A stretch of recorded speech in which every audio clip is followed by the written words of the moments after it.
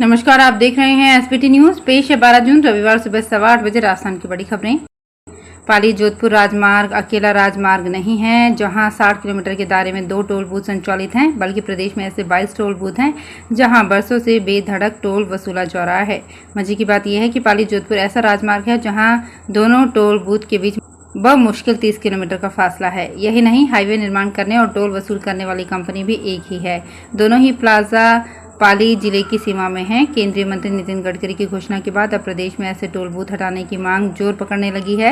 इधर शहर के लोगों ने शुक्रवार को भी बड़ी संख्या में केंद्रीय मंत्री व NHAI तक ट्वीट व ईमेल के जरिए अपनी आवाज पहुंचाई। पाली शहर से महज 7 किलोमीटर दूरी पर ही टोल बूथ संचालित है। यह नगर परिषद की सीमा है। शहर से निकलते ही लोगों को टोल चुकाना पड़ता है। राज्यसभा चुनाव में भारतीय जनता पार्टी पर अपना ही पासा उल्टा पड़ता नजर आया। निर्दलीय प्रत्याशी सुभाष चंद्रा को समर्थन देकर भारतीय जनता पार्टी ने कोशिश की थी कि किसी भी तरह कांग्रेस के विधायकों में तोड़फोड़ की जा सके, लेकिन जब मतदान हुआ तो हकीकत कुछ और ही सामने आई। भाजपा विधायक शोभा रानी कुशवाहा ने भारतीय जनता पार्टी के प्रत्याशी के बजाय कांग्रेस के प्रमोद तिवारी को वोट दे दिया। इस वोट से उन्होंने भाजपा नेतृत्व को ही सवालों के घेरे में खड़ा कर दिया।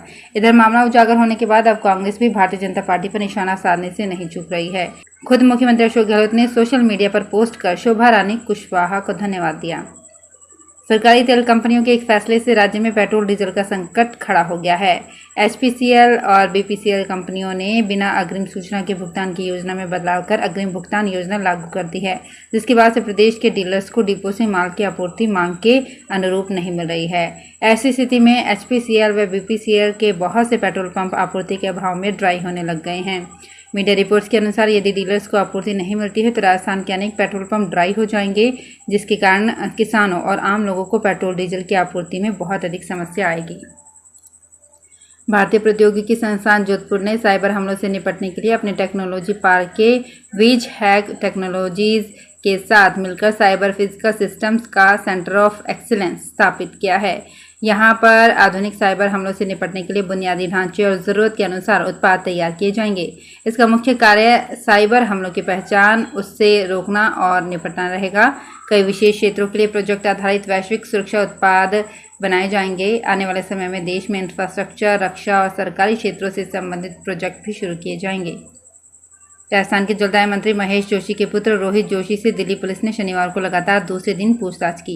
सुबह 11 बजे से पहले ही रोहित अपने वकीलों के साथ सदर बाजार थाने पर पहुंच गया था। वहां पर पूछताछ के बाद पुलिस उसे मेडिकल के लिए लेकर गई, जहां रोहित का मेडिकल कराया गया। मीडिया से बातचीत करते हुए रोहित ने कहा कि उसने कुछ गलत नहीं किया है। इसके साथ ही परिवार को रोहित को अपना मोबाइल फोन पुलिस को सुपुर्द करना होगा।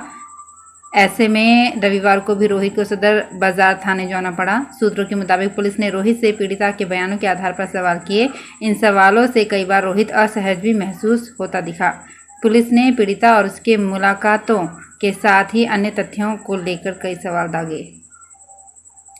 हर बार अरब सागरीय मानसून राजस्थान को सबसे पहले भिगोता आया है, लेकिन इस बार बंगाल की खाड़ी का मानसून राजस्थान में पहले एंट्री कर जाएगा। मानसून 22 जून तक राजस्थान में मेवाड़ वागड़ के मार्ग से पहुंचेगा। वहीं दक्षिणी पश्चिमी मानसून का पहला दौर कमजोर रहेगा। इसका कारण यह है कि अरब सागरीय मानसून अभी पूरी तरह से सक्रिय नहीं हो पाया है। मानसून को लेकर ये भविष्यवाणी शहर के मौसमविदों ने की है।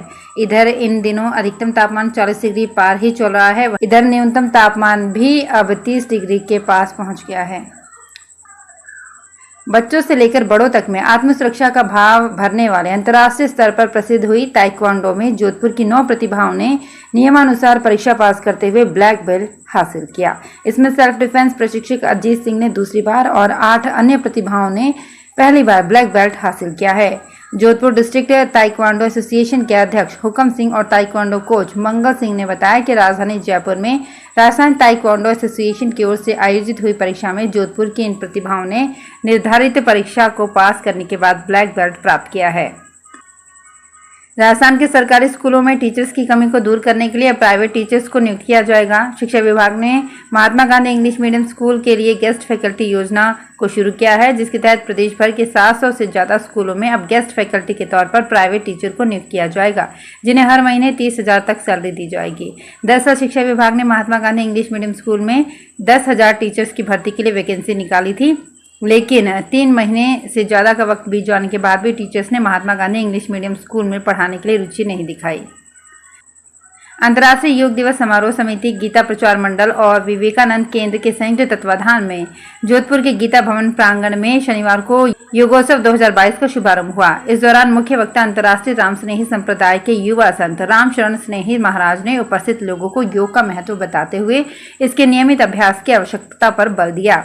विवेकानंद केंद्र के योग प्रमुख पंकज व्यास ने बताया कि प्रथम दिवस लगभग 80 सहभागियों ने योगाभ्यास किया, जिसमें योग प्रशिक्षक श्याम मालवीय ने योगाभ्यास के पूर्व तैयारी हेतु सरल शिथिलीकरण का अभ्यास करवाया।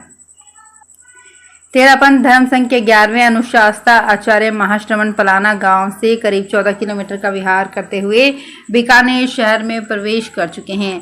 महाश्रमण के इंतजार में सैकड़ों की संख्या में उनके अनुयायी सड़क के दोनों तरफ से हाथ जोड़े खड़े रहे। अब 17 जून तक आचार्य महाश्रमण भीनासर, गंगा शहर व बीकानेर शहर के अन्य हिस्सों में प्रवास करते हुए विभिन्न कार्यक्रमों में शामिल होंगे। आचार्य अपनी धवल सेना के साथ भीनासर के तेरापंथ भवन में पहुंचे। बांटिया पैलेस में भी सुबह का प्रवचन हो रहा है। पिछले दिनों नोखा पहुंचे आचार्य महाश्रमण वहां से विहार करते हुए बीकानेर आए हैं। यूटी टैक्स वसूली में फेल साबित हो रही स्पैरो कंपनी को जयपुर ग्रेटर नगर निगम ने बाहर का रास्ता दिखाने की चेतावनी दी है। अब हेरिटेज नगर निगम ने भी कंपनी को साफ कर दिया है कि अगर तय लक्ष्यानुसार टैक्स की वसूली नहीं की तो बाहर का रास्ता दिखाया जाएगा। महापौर मुनेश गुर्जर शनिवार को राजस्व वसूली की समीक्षा में कंपनी के काम से खुश नजर नहीं आए। गुर्जर द्वारा कंपनी को स्पष्ट निर्देश दिए गए कि वो नगरीय विकास कर सर्वे को निर्धारित समय अवधि में पूर्ण करें, शर्तों के अनुसार कार्य करें। सरकारी स्कूलों में नामांकन, शिक्षा की गुणवत्ता, परीक्षा परिणाम, अन्य भौतिक संसाधनों की उपलब्धता के आधार पर मई माह की जारी की गई संयुक्त जिला रैंकिंग में बीकानेर जिला 32वें स्थान पर रहा, जबकि राजधानी जयपुर दूसरे और पूर्व शिक्षा मंत्री गोविंद सिंह डोटासरा का गृह जिला चूरू चौथे स्थान पर रहा। वहीं अजमेर जिला सबसे फिसड्डी रहा। मई माह की संयुक्त जिला रैंकिंग में पहले स्थान पर श्रीगंगानगर, दूसरे स्थान पर जयपुर, तीसरे पर बूंदी, चौथे पर चूरू तथा 5वें स्थान पर सीकर शामिल है। इसी प्रकार झुंझुनू, नागौर, पाली, कोटा, चित्तौड़गढ़ क्रमशः 6ठे, 7वें, 8वें, 9वें और 10वें स्थान पर रहे हैं। राज्य में सबसे खराब रैंकिंग अजमेर की रही है। रेल प्रशासन ने Merta road Bikaner Merta road special rail सेवा का संचालन रद्द करने का फैसला किया है। ये रेल सेवा 60 ट्रिप के लिए 13 जून से शुरू होने वाली थी। वरिष्ठ मंडल वाणिज्य प्रबंधक जितेंद्र मीणा ने बताया कि प्रशासन ने यात्रियों की सुविधा के लिए Merta road Bikaner Merta special rail सेवा के 13 जून से 23 जून के मध्य 7 फेरे संचालित करने का निर्णय लिया था, लेकिन परिचालनिक कारणों से इस रेल सेवा का संचालन रद्द कर दिया गया।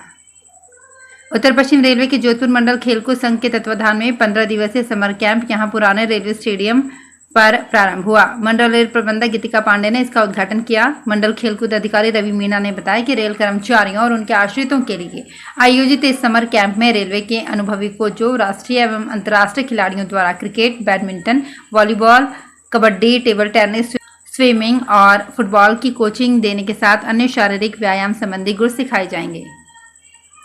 उड़ान फाउंडेशन की ओर से निर्जला एकादशी के मौके पर आओ खुशियां बांटे अभियान की शुरुआत की गई। फाउंडेशन के अध्यक्ष वरुण धनाड़िया ने बताया कि कोई भी व्यक्ति जिसके घर में अनुपयोगी कपड़े पड़े हैं या किसी जरूरतमंद के काम आने जैसी वस्तु पड़ी है वो डोनेट कर सकता है। उन वस्तुओं को जरूरतमंद तक पहुंचाया जाएगा। इस अभियान की शुरुआत सरदारपुरा बी रोड स्थित अर्बन आउटफिट शोरूम में बॉक्स रखने के साथ हुई। तो फिलहाल इस बुलेटिन में इतना ही, फिर हाजिर होंगे कुछ और बड़ी खबरों के साथ। अगर आप भी अपने आसपास की छोटी बड़ी और महत्वपूर्ण खबरों से अपडेट रहना चाहते हैं तो सब्सक्राइब कीजिए हमारे चैनल एसपीटी न्यूज को और प्रेस कीजिए बेल आइकन पर